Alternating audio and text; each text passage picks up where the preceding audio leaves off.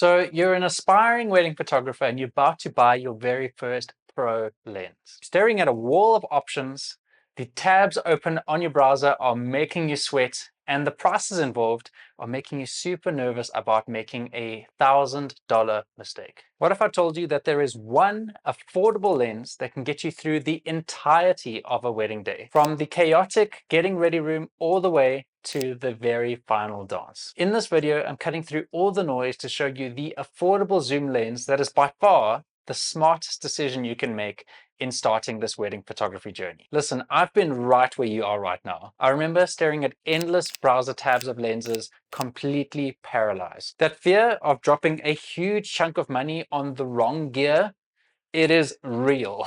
I've wasted so much time and definitely wasted a lot of money on lenses that weren't suited for what I really needed them for. But I learned a super important lesson. When you're starting out, versatility is everything. You need one single tool that confidently allows you to say yes to any shot without needing to go and fumble in your bag to make sure that you've got the right equipment available. And the best news is that that tool exists. It's not the most expensive lens on the market, and it's not the one with the most hype either. But what it is the smartest starting point for any photographer looking to start a wedding photography business in 2026. So what is this lens? It is the Tamron 28-75 F2.8. I use it on my Sony a7 IV, and I believe that they have it for a couple different mount systems as well. But this lens really is your Swiss Army knife. For now, forget the idea that you need a bag full of specialized prime lenses.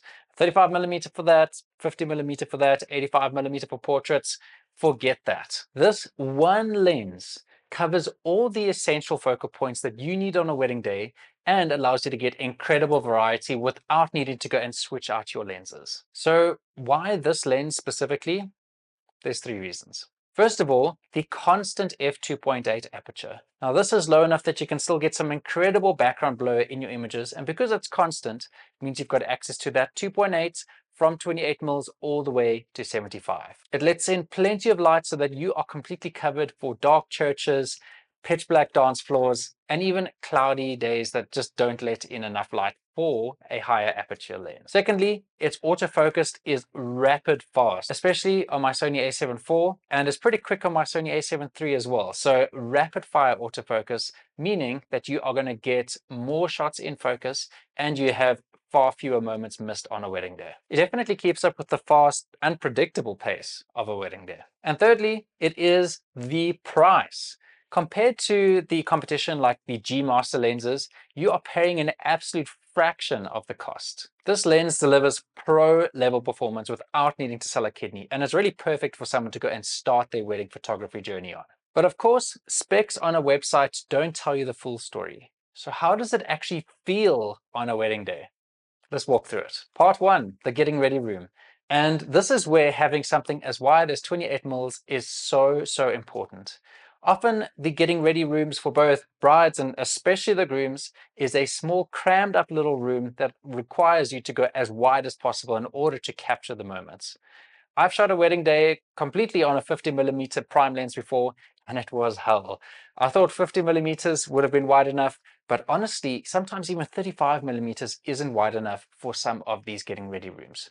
So having something a little bit wider, like 28mm, is absolutely perfect. And even if the room is a little bit bigger, having the flexibility of having something super wide to capture the chaos of a getting ready room and really set the scene with a wide shot like that is so valuable. It also means that you can capture the dress hanging in the window and get that beautiful full-length shot without needing to worry about how much space is available to you. But then you notice a fleeting moment.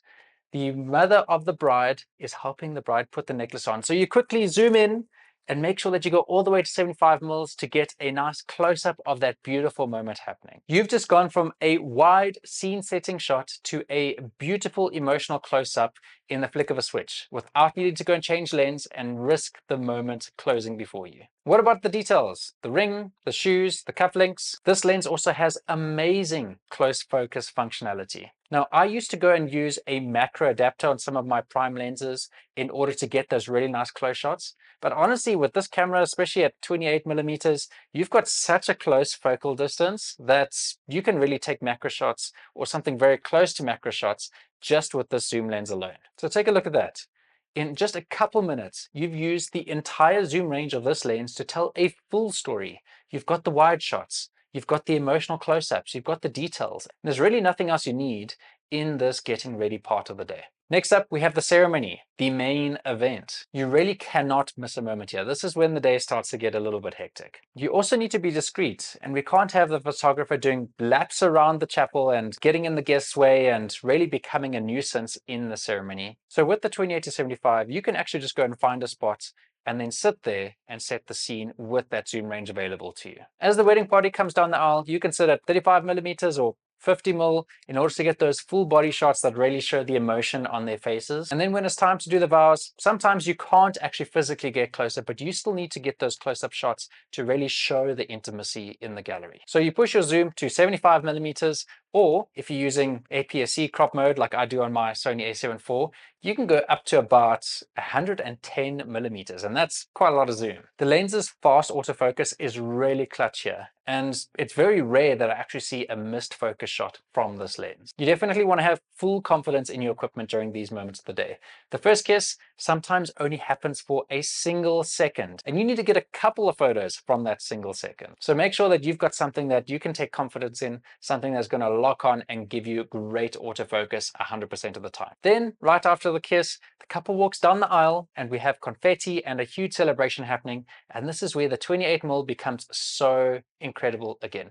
You get that nice wide shot so that you get a full picture of what the celebration looks like, who is involved, and it really shows the actual emotion and joy of the moment and the full chaos of the moment as well. There we go. You've just shot an entire ceremony with a full range of photos, a full range in the variety of the photos without you needing to actually go and run laps around the chapel. You could do this without even needing to move a couple steps. Part 3 is the portraits. And this is where this lens gets really, really fun. It is the moment for you to really shine with your creative juices and show the skills that this couple booked you for. It's where you get to go and create frame-worthy images and images that they are going to want to share with all of their friends, family, and across their social platforms. So to create those super wow photos, you've got an incredible focal range to work with here. At 75mm and at f2.8, you're going to get incredible background blur and incredible compression. It's going to be fantastic for showcasing the emotion here, for creating some really wow looking photos.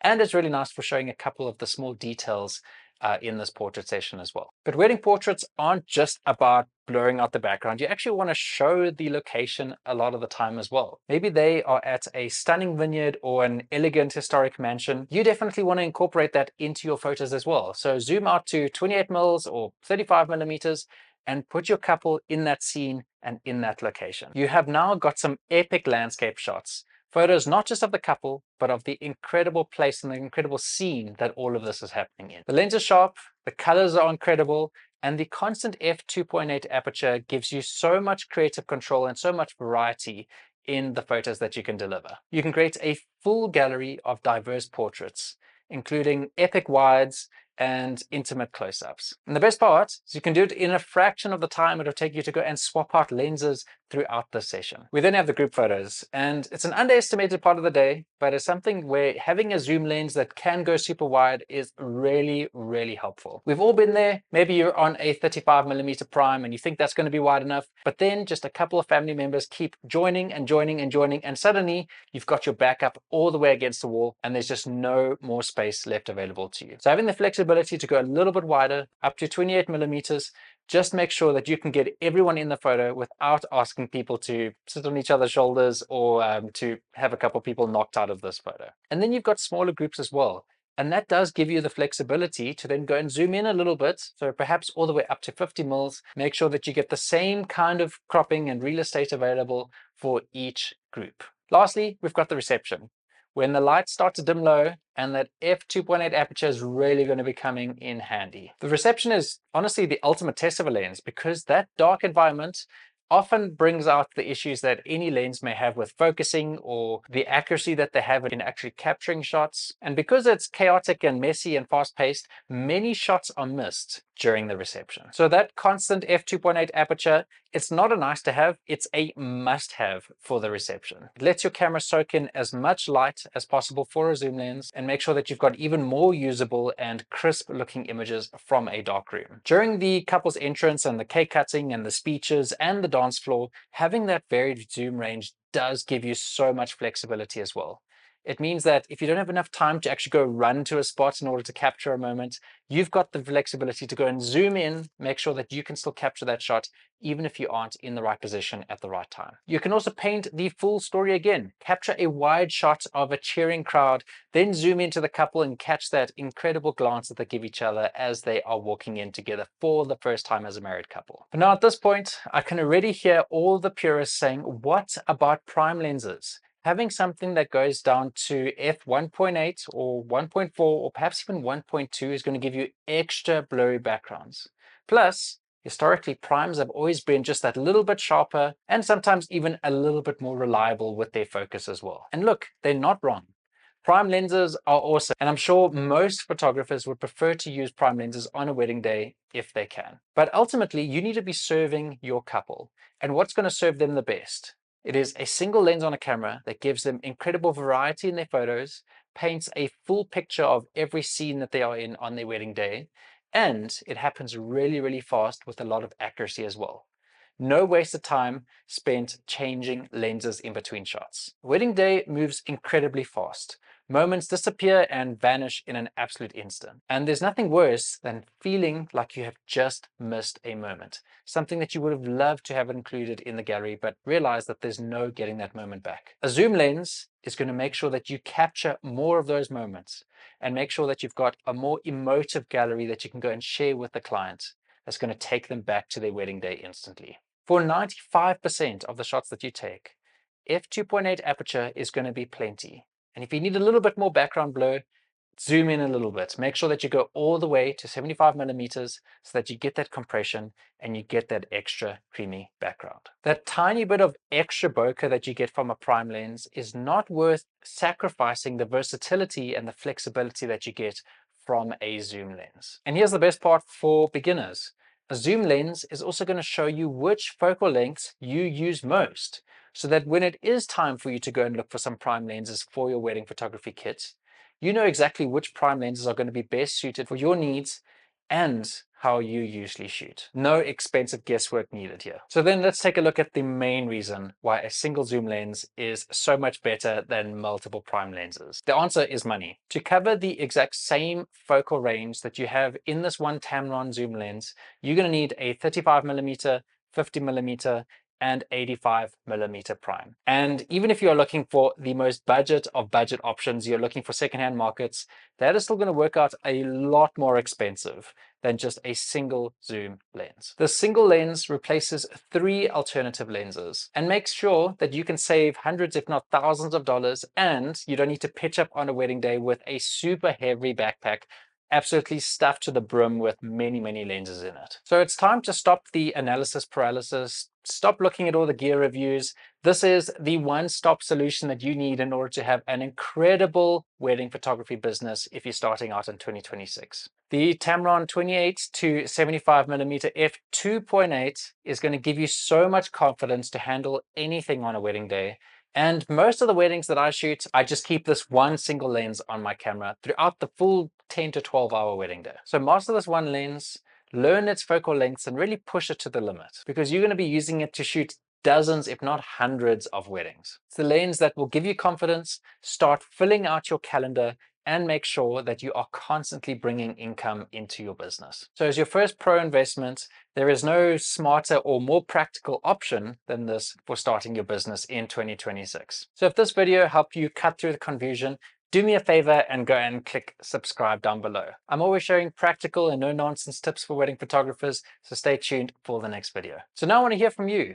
What was the first lens that you bought for paid photography work? Let me know in the comments below.